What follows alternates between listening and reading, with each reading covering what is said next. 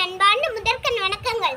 ஒருவந்தி மணிலே வந்த ஒரு தமிழ் உத்தமர், பாட்டப்பட்டது ரெண்டனை பெற்றவர், எளிமையோடு படைத்தவர், தெரிந்துவிட்டுக்கும் நான் யாரை பற்றி பேசுகிறேன்? நான் தேசபிதா காந்தி அவர்களை பற்றி தான் பேசுகிறேன்.